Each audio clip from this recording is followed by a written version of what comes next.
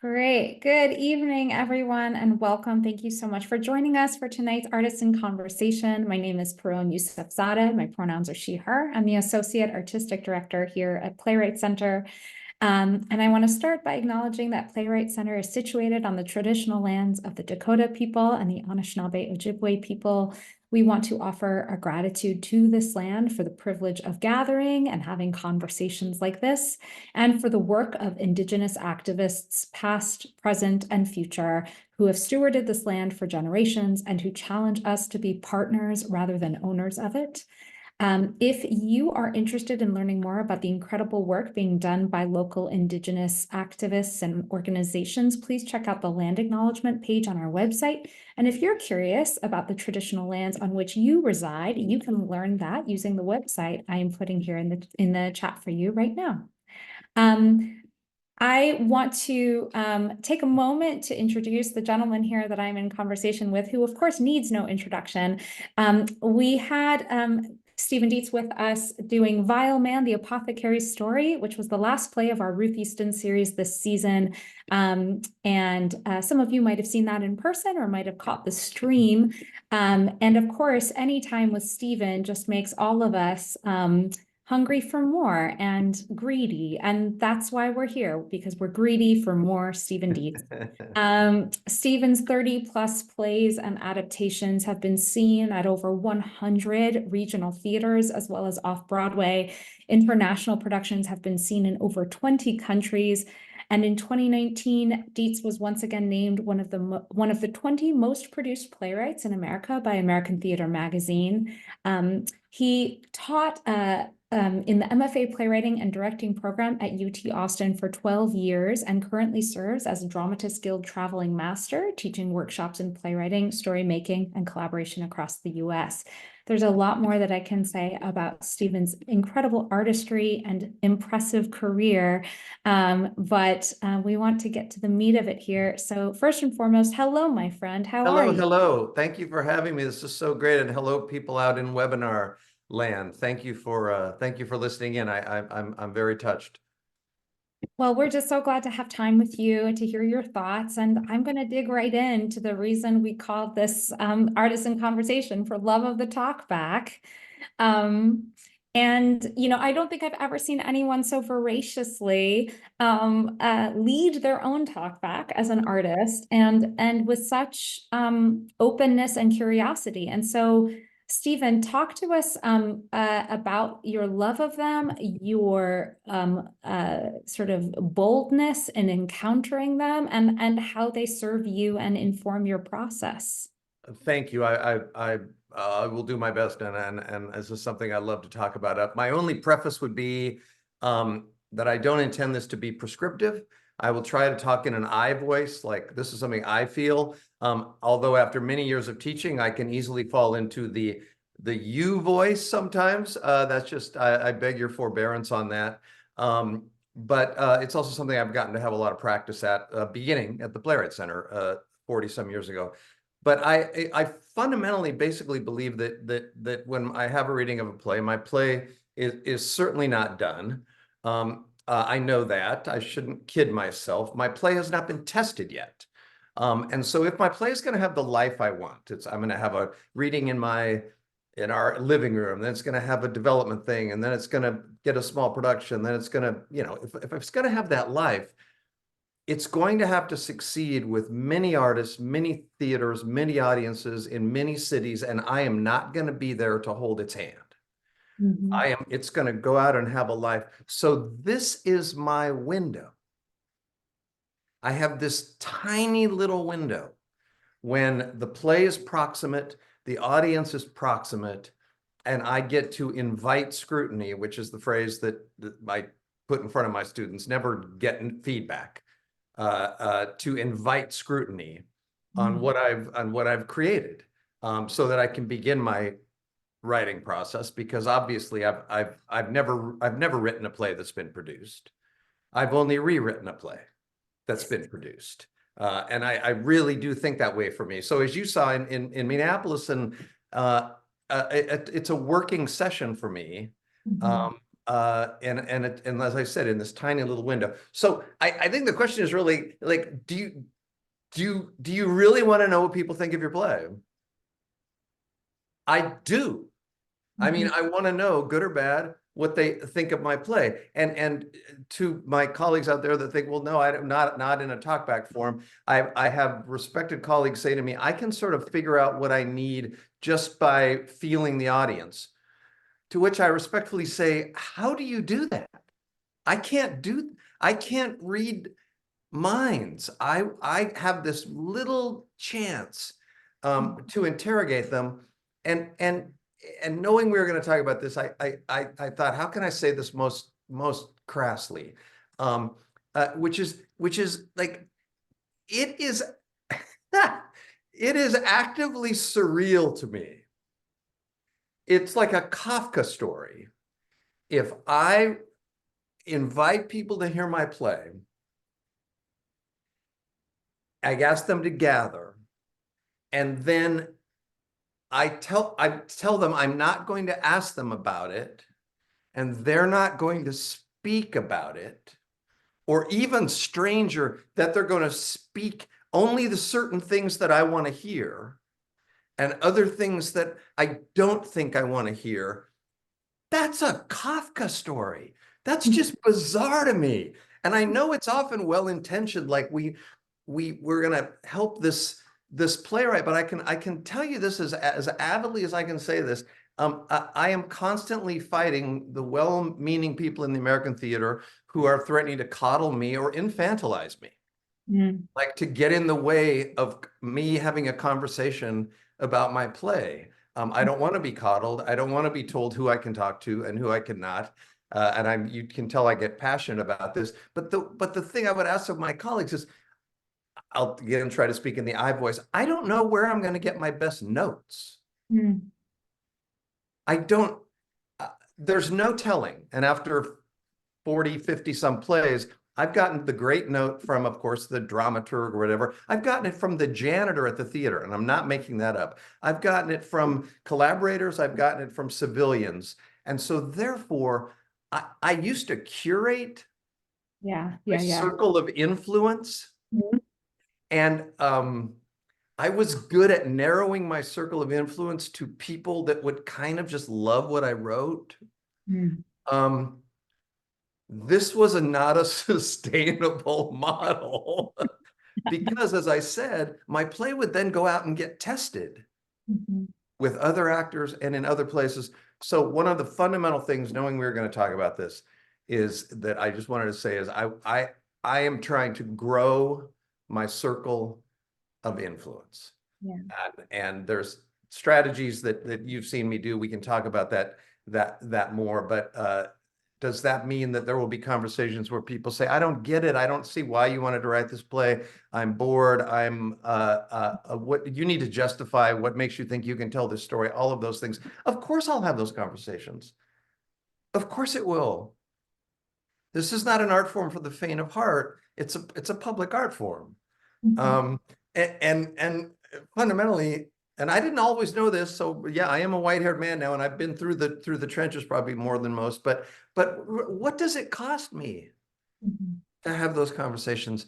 A little dent in my ego, some disappointment, sure, but it took me a long time to realize that I can't expect the audiences to root for my play.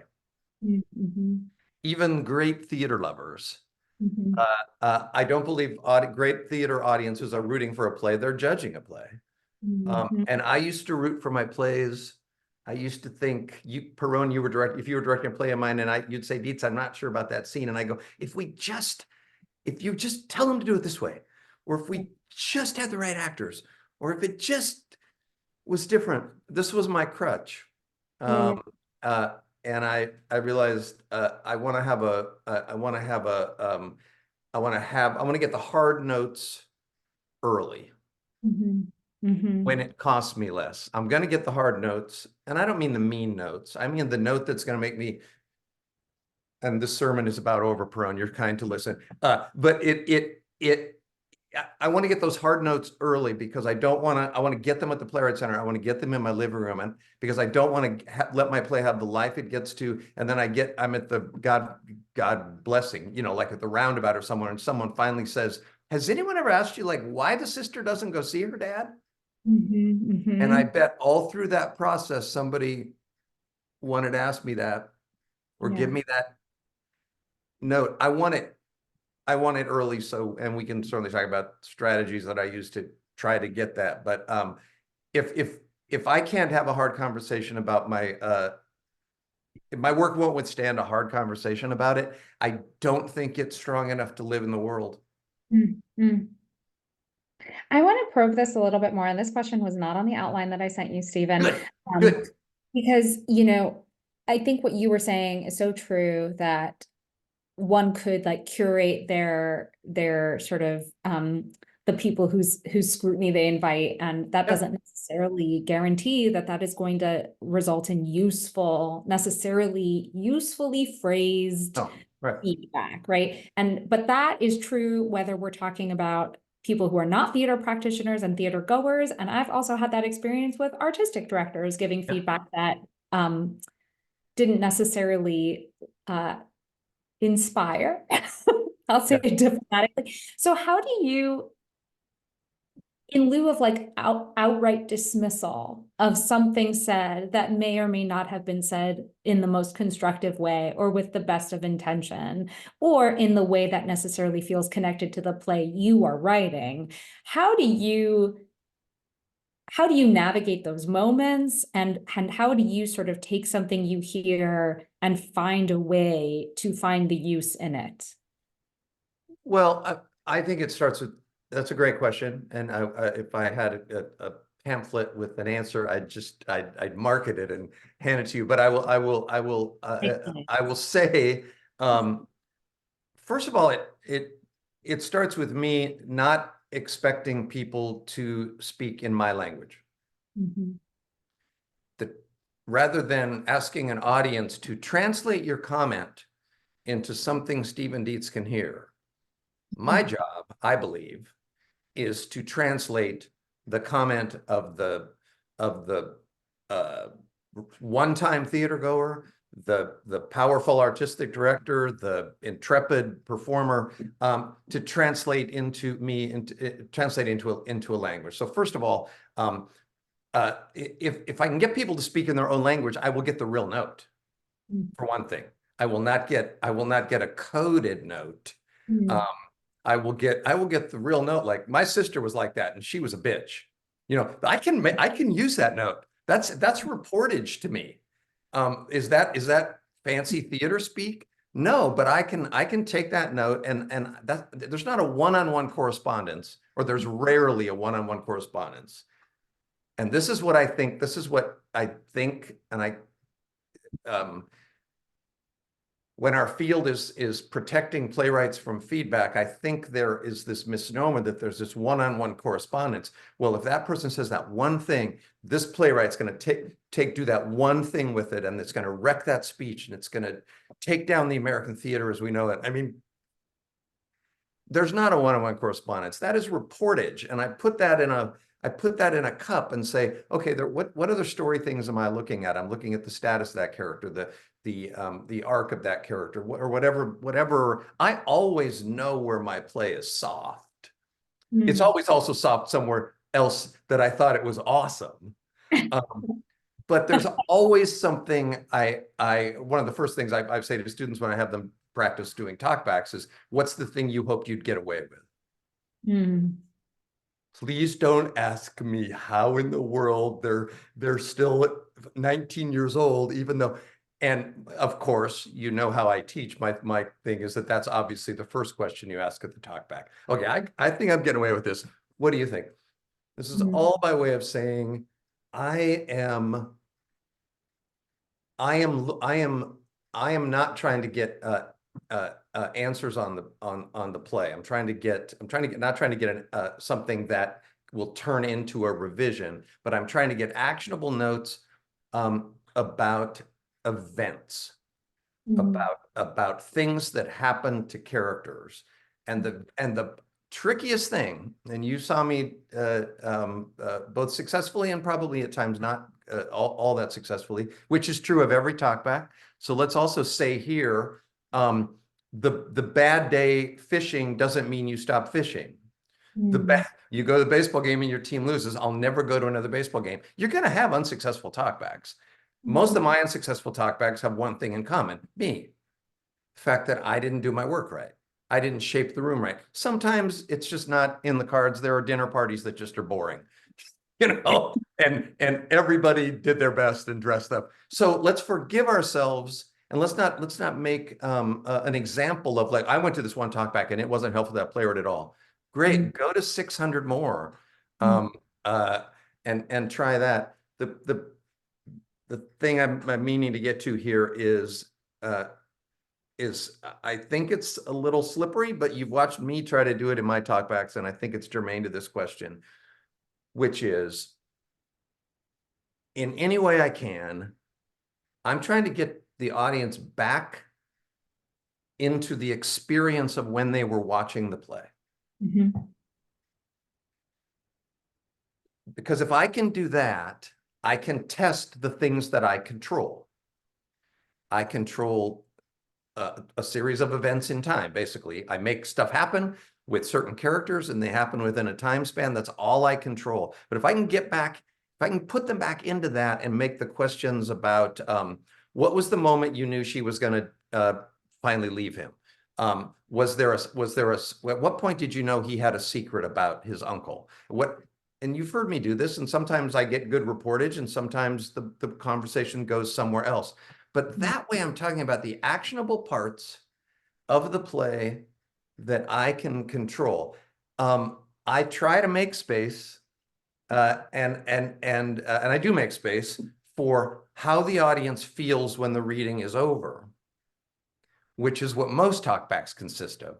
But when you ask an audience how they feel when the play is over, you're going to end up talking about theme. And I have nothing against themes. Apparently my play has themes.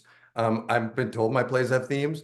However, as soon as we're talking about the theme, we're not talking about the play. We're talking about what the audience took away from the play. This is a fantastic conversation. There's nothing I can do with that.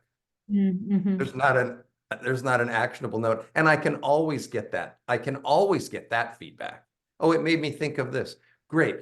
While you were watching it, who were you rooting for? And most importantly, a play chases a question, right? So what questions were you chasing? What questions were the characters of Tom and Mary and Nadine chasing? And audiences know that. Audiences are so smart. But I feel like it's my nefarious desire to try to set them back in that 90 minutes when they're watching my play and try to get some reportage on that. Because if I can get something out of that, then that was a real-time reaction that I think I can make that actionable. Yeah. Recapturing the experience of watching the play for the first time, which you can't possibly have as the artist making it. Yeah. No, but audiences they'll know when it turns. I mean, they will know. When you're watching Beauty Queen of Lenan or something, you just go, "Oh God, oh God," and you know those turns. So I don't have a play that good, but and it is true. Maybe you can. This is that thing about maybe I could sort of feel in the audience when there's a turn. The first time Shakespeare is actually quoted in VIAL, man, I could feel a little gristle in the audience. But oh my goodness, I have a talkback, so I can get reportage on that. I can get a diagnosis of why did that happen, and I can get a multiplicity of, hopefully, a multiplicity of responses. Can you talk a bit about how you take that into your rewriting process? And I know you are an avid rewriter, and if I'm not mistaken, you teach a class on rewriting. So I do. I think I even have through the Playwrights Center. I forget. Julia would know. But yeah, I am. Well, because I get to, right? I don't have to. I don't think rewriting is a virtue. I think it's. I mean, I've had students and colleagues would be very proud that they rewrote their play. It's not it's a tactic. It's like collaboration is not a virtue. A play is not better because of a collaborative model than a sort of traditional model. That's a tactic. I think it's an awesome tactic. But revision is a tactic that I get to make another pass at my play, another pass at my play. So I am likely going to, I will come away from the, let's talk about VIAL Man. I will come away from that talk back, and then my conversations with two audiences, and actually a third one that we did a talk back on Zoom with this group in LA. I have those notes. I have my own notes I took. I have smart notes from my dramaturg and other colleagues. I'm starting with what note seems to sort of bubble up to the top and seems right, but seems hard. A quality. It could be a backstory. It could be the world of the play, etc. And I will try and do a pass of my play and just look at that. Just take that soup to nuts all the way through. I mean, I'll always go through and mark new cuts and changes and transitional phrases and double sentences and all the language things that are my tricks, that are my downfall. And at least I know myself well enough to get rid of most of those things. But it gives me a first working, those notes gives me a first working roadmap, I suppose, of where I want the play to go, and where the play was soft, again, sometimes there's a one-on-one thing, like, I didn't know he actually worked on the railroad. Well, then that's a one-on-one. I can go, Bill, who works on the railroad, right? Most notes are not that way. They're slippery. And so we as playwrights, because we talk to playwrights about revising, but we don't ever teach them how to do it, or rarely do, right? You should rewrite your play. I'd love to. How do I do that? To take those tactics and turn them into those slipperier notes and try to turn them into a question that the character can confront, a question that the story can confront. It's slow. And I love that. And I do that revision knowing that it's just the next revision. It's just the next coat of paint, it's just the next pass. And I am trying to target specific things rather than, well, this act doesn't work. Sometimes, I've sat down at my hotel rooms many times and with the notes of like, well, this act just does not work, and we have rehearsal tomorrow at noon. Even when that's true, I don't have another act in my head. Right. I have what are the events of Act 2? What have I made happen? Where did it lose potency? And the absolute hardest note to work with, I would say, and all my writing colleagues out there probably will chime in with different things, is when I realize, or I am told, that's just not interesting. That, I mean, if you heard that as a director, Perone, great. I mean, your production's just not interesting, right? It's that note in grad school. I'm so sorry. I'm so sorry. It's okay. It's all right. It was a formative moment. We'll sidebar later. And you know what? I have to own that note. Because, and someone who's holding me up, my wife or other colleagues, is going to say that's one person's opinion, but you know what? If it lands with me and I sit with it and I go, yeah, it's not. I just need to change that word though, because that's not really a reportage word. That's a feeling word. I need to change that to something's not dynamic enough. there's not a big enough secret. There's not a big enough turn. And I can do dynamics, and I can do secrets, and I can do turns. I don't have a way to drive my car towards interesting. And so, my students would, and still students will just hear me say, don't make that character interesting, make that character purposeful, get her in that scene. And it's sort of acting and directing 101, right? But is the scene different after she enters it? Is she different when she leaves the scene? Those are tangible things that you can work on. Does it mean you're asking your story to morph? Of course you are. There's that great, the Northwest poet Richard Hugo talked about a poem is the motion away from its original idea. And when you think about the half-truths that we operate under, like get back to your first impulse, which is not a bad thing to say, but sometimes it's an insufficient thing. Write about what you know. Not a bad thing to say. It's an insufficient thing to say. And that notion of these comments are going to take my play somewhere, and I don't know where that is. Yeah. And then that's Keats's negative capability, right? Can I hold that uncertainty? Can I hold, oh man, can I hold that uncertainty that I don't know where this play is going, but I trust my craft enough? And let us just say, when we're talking about talkbacks and development and readings, I am not alone. I'm alone when I come to this desk, but I'm in a room of smart actors and smart people. And if I can tell one anecdote about the VIAL Man rehearsal, I was lost at a section of a character late in the play.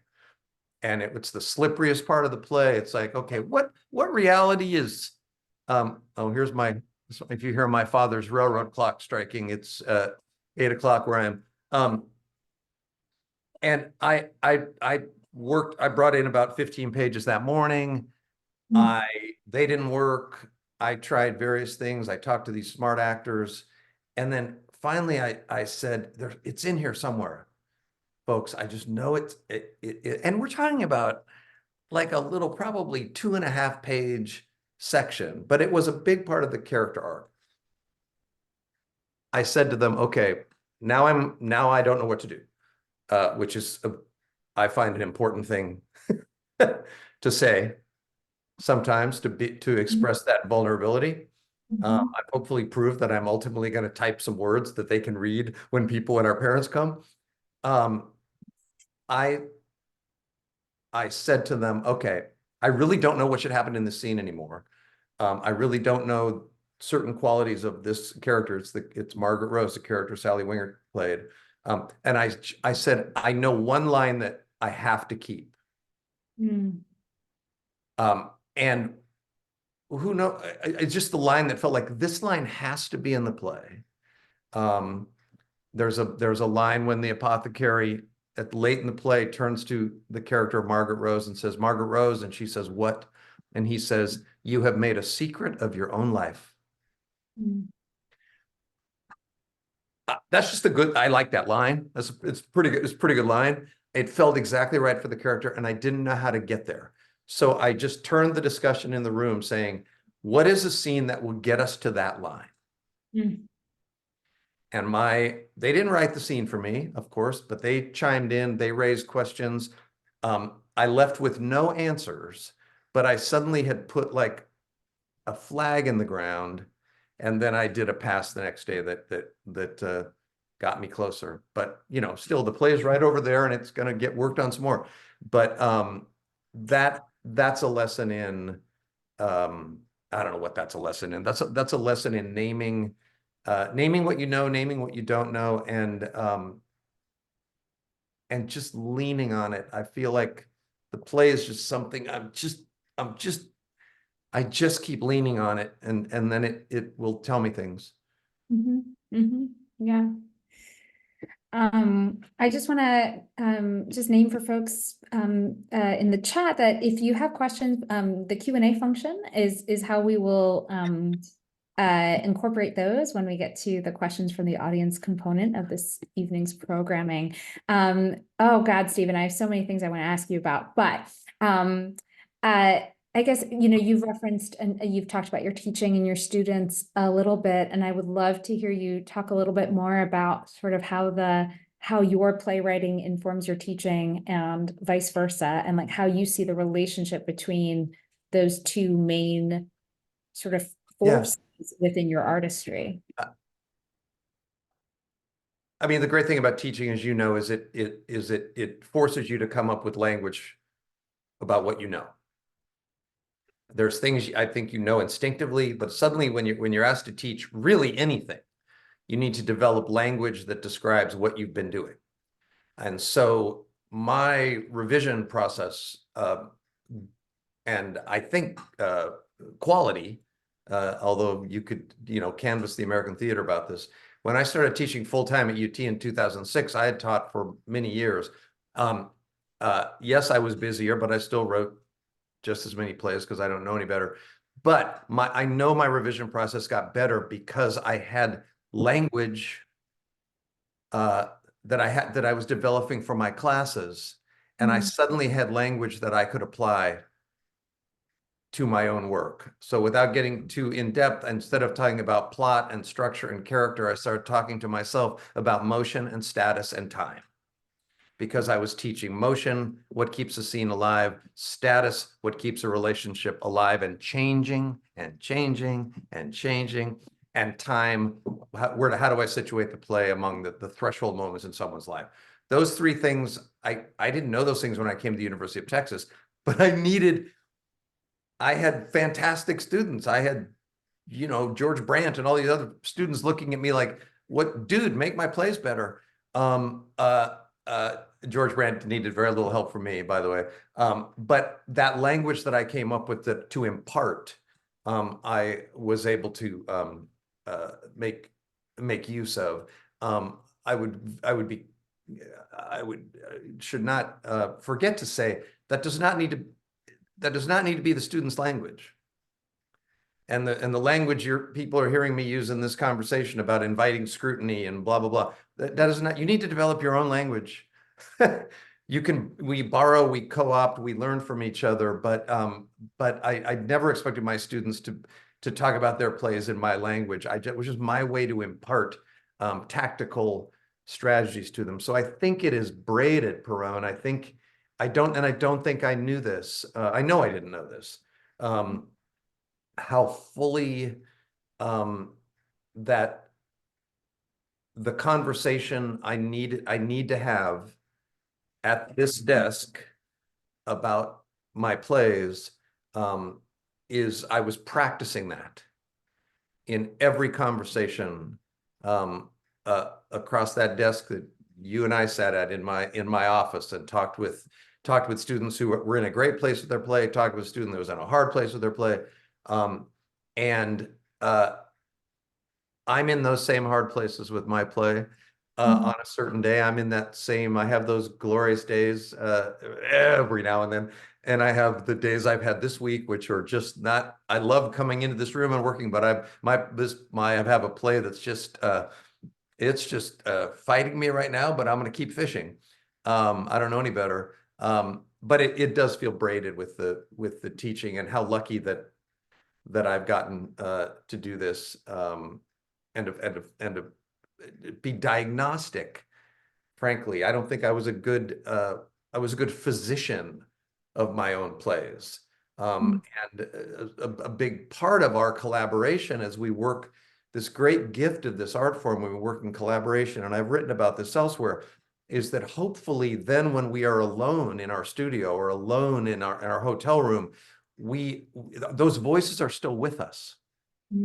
We inculcate those voices, those smart people in our lives, and they've entered our thinking, so I can put I'm holding Tanya Palmer dramaturgy or Liz Engelman dramaturgy in my head, and directing notes from you and comments from my fantastic playwright wife.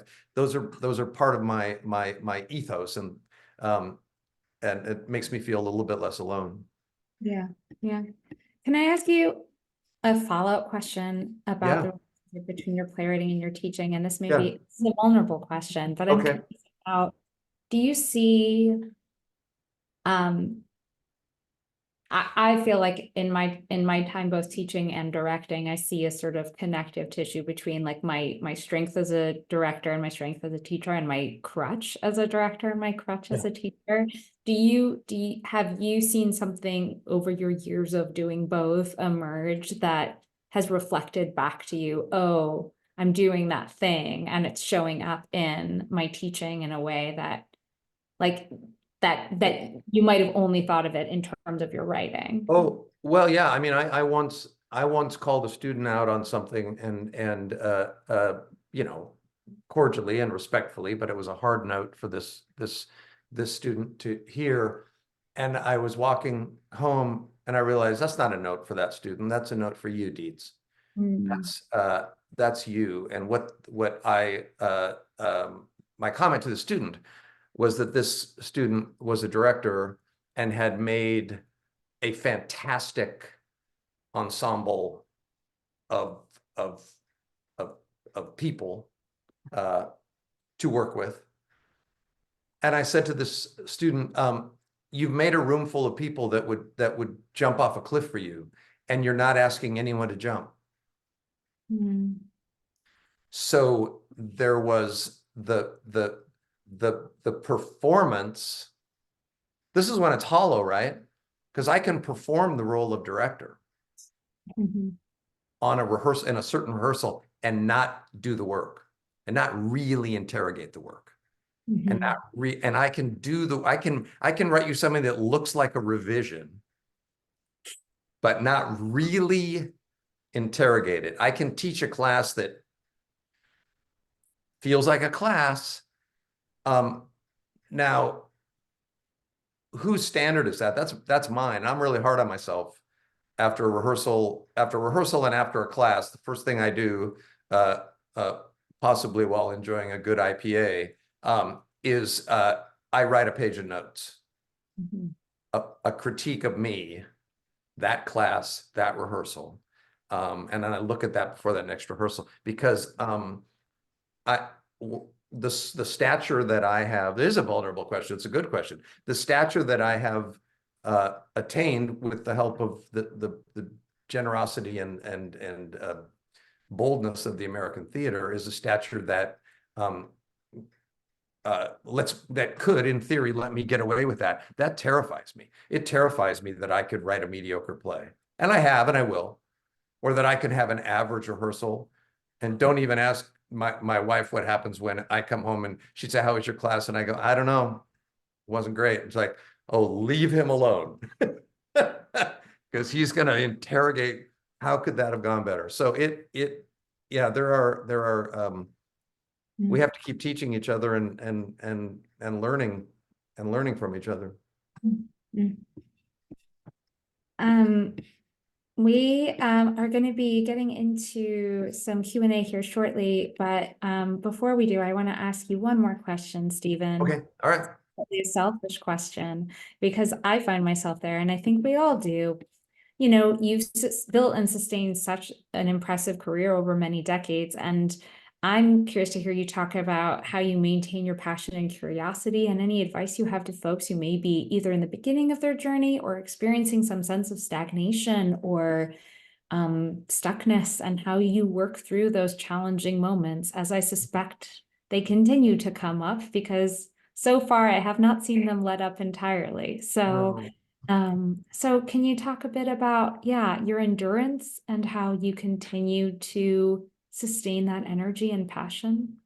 I will thank you. I will do my best. The couple thoughts that come to mind right when you say that is, I try to write the play in front of me, as simple as that sounds. I'm a pragmatist. if I hear a theater needs a 3-character comedy about, Bugsy Malone, I'll probably go on Google it and try to do that. But fundamentally, hi Kitty. Fundamentally, I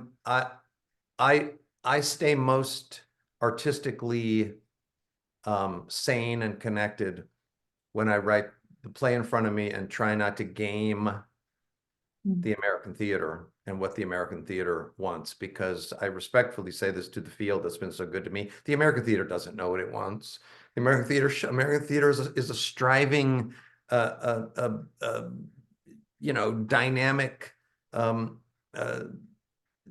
creature, right? Cosmos system that is trying to find stuff. So if I can focus on, and it may be really quiet, and it may be just for me. That's one thing. Secondly, and I did just recently write about this in something that was in American theater, is the death of writers is envy. It's not rejection. It's not criticism. It's really hard, but it is envy, the notion that other people are getting the stuff that belongs to me. I have to just personally in my life believe, no, other people are they're working really hard. They're getting what they're getting.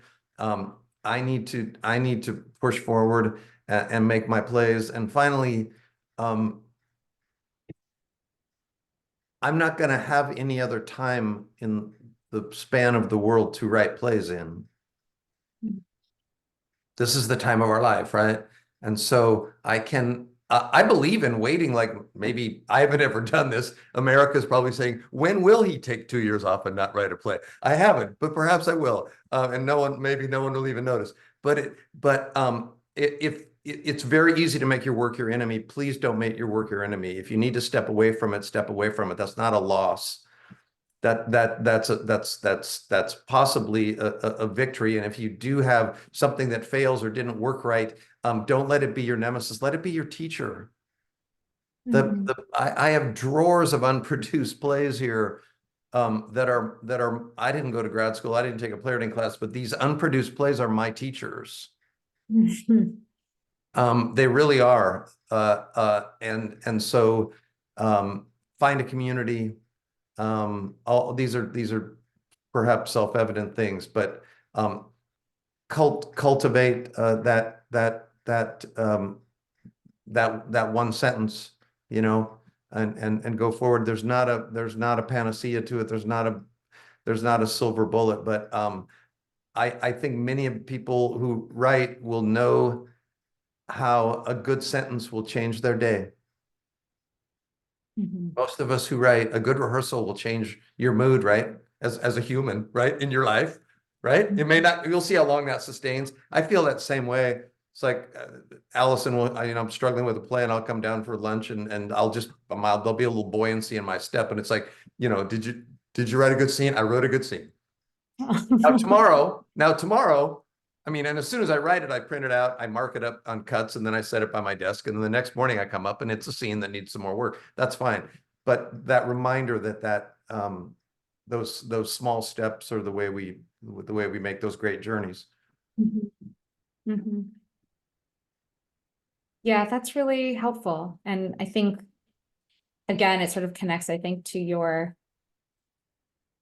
I'm starting to see, Stephen, that you have a very sort of like data-driven process in a way where you're gathering a lot of reportage and you're looking at things in a really step-by-step way, reading through the whole play for one thread, and sort of chipping away at things, I think, bit by bit, which I think also is such a good reminder to stay present and stay present to the task at hand in these moments where I think so much of like where that sort of career or artistic like ennui can come in is where we start to get too ahead of ourselves and start to sort of try to project into the future or dwell too much in the past. And what you're talking about is very much about like, write the scene, And this is a failing of mine, but I try to make use of it as a strength, frankly, is that I can make a bubble around a story or about an idea. I can make a bubble in it. It might be definitely data driven or research driven, and I'll make a bubble and I'll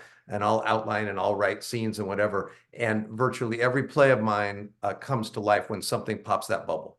when there's Mhm. something outside of it. Like, oh my God, the apothecary is actually alive.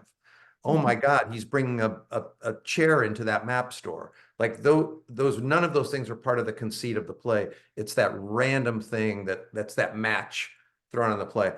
It's a constant reminder to me, to myself, to like, Dietz, stay open to that, because I want to close and audiences want to open, right? So stop closing, be Yeah, open. yeah. Be open. Gonna Yeah, that's easy to, yeah, put that on my not the great action item, but there you top. No, it's a good reminder. We're go. gonna shift now to some questions from the audience. We've gotten a lot. We probably won't get to all of these, but Oh, good. All right, we can do yes. like speed bonus rounds and Yeah, you stuff. want to do it? Yeah, lightning I round. don't know. If I would just answer more quickly, we'd do better, but I'll do my best. So great question from Sasha here about the dialogue with directors, specifically what types of notes that you find helpful from directors and or don't find helpful, and just maybe just more broadly, like how you see that collaborative relationship, what you look for in that. I started as a director. That needs to just be said. And I started as a director of new plays, but I'm an activist playwright in rehearsal. So meaning I'm not directing the play, I'm not jumping up, I'm not getting in the way of what the director's doing at all. But I am, as the director staging the scene, if I'm cutting words in the speeches. And so both, rather than meeting afterwards and in retrospect, we're talking about how the rehearsal goes. I want to find out how the rehearsal is going while the rehearsal is going on. So that dialogue is very active. And because I started as a director, I know the rehearsals where I just need to back up and let you stage the scene, or I need to, the focus is on something else, or the actors are getting off book. But that begins with partly me demystifying the play, both to the director and to the actors. Like the play is not precious. The play is tough. The play's not fragile. You can't hurt the play, but it's not done, and I'm going to be working on it. If I can, my job is to make that nexus with the director, so he or she is giving. I absolutely want playwriting notes as we work the scene from the director. I absolutely intend to make directorial suggestions. I don't mean like restaging it. But usually it's inside a line. I'll see a moment and we'll talk about it. I don't think it can be. It can be event driven. Like, what do we want to do today? I don't think it can be rule driven. If you have to. If I've seen a director and a playwright establish rules of conduct before they start, something's wrong from the jump. Great. Uh, Going back to talkbacks here for a moment, are there sort of some touchstone questions that you always utilize in a talkback? And if so, could you give maybe say 3 examples of those that like are your go-to questions, no matter? I'll do my best. Things that you know happened. Things that you, to the audience, things that you know happened. It doesn't have to be complex list. I know he sold poison to so-and-so. Things you know happened that you saw happen. That's me finding out, or the events of the story coming across. Part 2 of that, which is when I think it gets a little bit more lively, is things that you suspect happened. Or things that you suspect you know, and you'll get an audience member to say, I suspect she was never really close with her sister. And then I'm getting to the layer, under the play. So what the audience knows and what they suspect, that's a conversation I can usually always find something in that. Audiences tend to respond to if I tell them that they can ask one important question of one of the characters. They will always often target the character that either they responded to the most, or that was the most confusing, or the least well drawn, and they'll say, I want to ask her, how did she fall in love with that guy? Or something. All of these things are a matter of trying to say tangible, actionable things in the play, rather than, you know what this reminds me of? There was that TV, I'd love to have that conversation at the bar, but at the talkback, I'm looking for actionable things. And then at the end of a talkback, I typically always do the left field question, which comes from me sitting at talkbacks often, and I'm going, I can't believe we're not talking about the clown or something. And I've always believed there's someone at a talkback that goes, how did we just have a talkback for 15 minutes and no one has brought up the fact that he's a pyromaniac or something? I always try and leave room for that, to get that that thing from left field. And then if I can throw that question back at the audience to get a little popcorn out there before I answer it. I try to answer every question. I don't try to be coy about it. I don't want to be rhetorical with an audience. My mother raised me better than that. Yeah. Those are great. Those are great. I also just want to note another question that you asked in the VIAL Man Talkback that I thought was great, which is like, what did you just not buy? Yeah, just not buy. I didn't buy that at all. Right.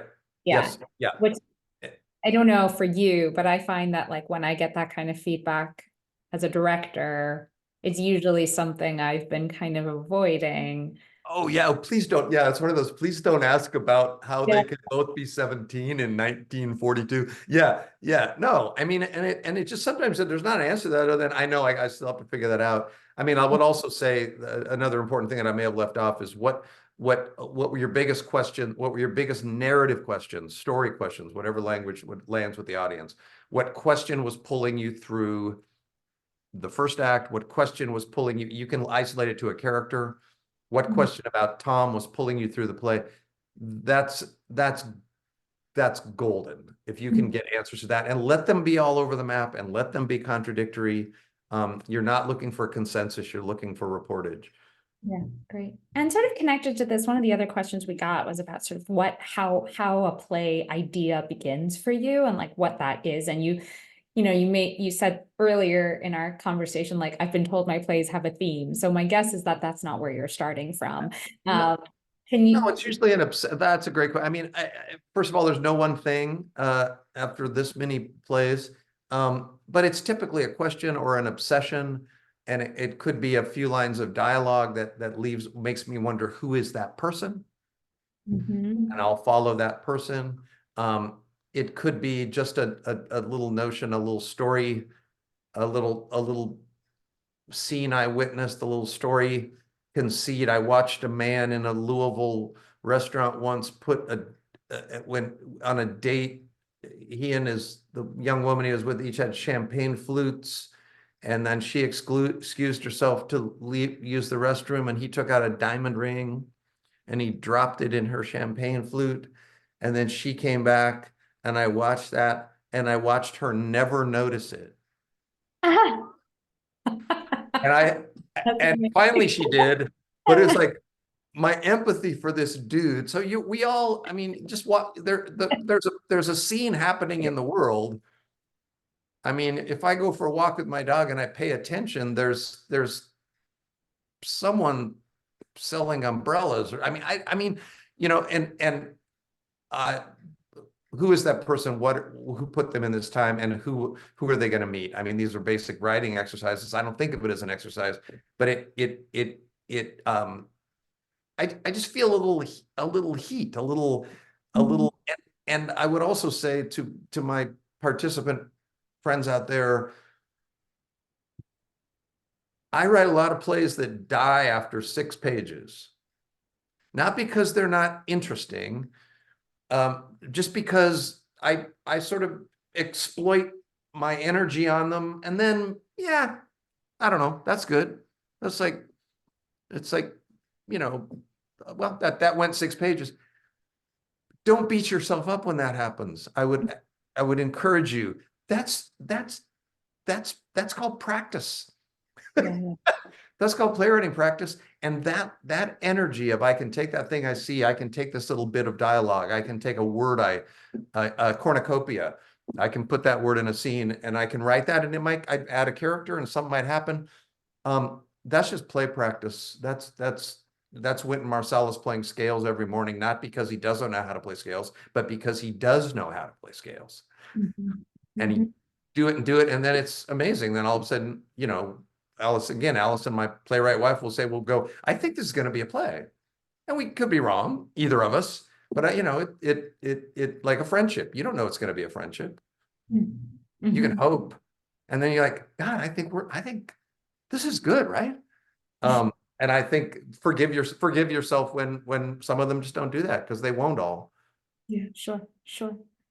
Um, on the subject of, sort of doing scales, so to speak, or exercises, one of our attendees here asked, they said, I love the idea of motion, status, and time. Ditto, by the way. Are there any exercises that you lean on to teach structure? I teach structure at the DGI and would love to hear from you on that. Let me get your contact and let's communicate on that. I do lots of motion, status, and time exercises, and also just sort of language traps and turns that I don't know if there's students out there of mine on this call, but like just practicing how in a piece of language that we can turn and have a new event in the scene. Whether it's through a surprise, a reversal, a new piece of information. So there are building blocks to what keeps a page of dialogue. There are building blocks, narrative, literary building blocks of what keeps it alive. And then the things that even in dialogue make it, in my case, make it grind to a halt. And mine are answered questions and double sentences and so I will do a lot of exercises on having students mark those traps in their dialogue, and then mark those turns when it comes to life, to which you're saying, well, what about the student's own voice? I expect that. Yes, bring your own voice, but I also want you to be diagnostic, because 9 times out of 10, we're all going to be looking at page 17 and go, how come that's just flat? Page 17 is just flat. And the thing that I used to think was like, well, yeah, I can have some scenes that aren't so good. My plays die in those moments. They don't die conceptually. They die in pages that don't lift. And I can make those better. I can't, it's not a magic bullet, but I can make those better. Which is why I've been found at the drama bookstore in New York, taking a pencil and making cuts in my published plays. This is a true story. Because I just see that and I go, I can't believe I published that with that. What was I thinking? Boom, boom, boom, boom, boom. So it's never done. No, why would I would never, no, I wrote film and television a little bit, and I would send an episode in and it would be shot and it was done, and it wasn't ready. It wasn't good. I had another idea. So again, coming back to we get to have our plays make many chances, and some of those published plays were republished with the revisions in them. That was fortunate, but no, I don't want to be done in that way. In our last minute here, Stephen, I'd love to ask you, what in the American theater gives you hope and brings you joy right now? Man, that's a hard one, in all candor. But I have an answer, and I'm gonna assume that joy is down the road from what I'm speaking of a little bit, but something that gives me hope, also a slippery word, but something that gives me pride, is the resilience of this field, the resilience of my colleagues. We've gone through and we're going through a window of time like no one else, and and man, we've made mistakes, and I've made mistakes, but we have in many ways stuck together. And there's going to be losses. There are going to be theaters lost. There's going to be artists lost. We know that. And that is the way these things shake out. But I'm honored to be in as resilient a field, even as it is being asked to transform. And so going back to the notion of what I've said about, when someone loses hope or loses faith about their own writing, it's the same thing. Like, this is the only time we'll get to make theater in Mhm. And we may learn we need to do it in a way very differently than we did even 5 years ago. But I believe we can, I honestly believe we're best if we can do it together. And on the notion of talkbacks, if we can engender candor and straight talk, not just about our field and about our passions and our politics, but about our work. About sentences and characters and stories. So I'm hopeful for the as much as I mourn, I have things I'm mourning, and I'm also learning to be an elder in this field. I say that with great seriousness of purpose, because very few of us get this opportunity, and I'm trying to learn how to. I'm trying to learn from many younger generations, and then provide whatever support and insight that I can. Well, with all the challenges in the field, I will say for certain that it is better for you being in it. Well, And thank you. thank you, Stephen Dietz, for Thank your wisdom and curiosity and humility and candor. And for this time, I'm deeply grateful. Thank you. And it's been certainly the highlight of my week. So thank you. My Thank you pleasure. so Thank much you. for joining us. I'm sorry we couldn't answer all of your questions, but this won't be the last time you see Stephen Dietz at the Playwrights Center, either in person or virtually, of that I can assure you. If you are able to join us in person for Play Labs, it is coming up. In-person readings are April 14th through the 21st. And if you can't join us in person, never fear, you can watch online May 13th through the 19th. Once again, thank you all so much. Stephen, thank you. Stay safe and healthy, everyone. Have a good night, and we'll see you soon. Thank you. Bye-bye.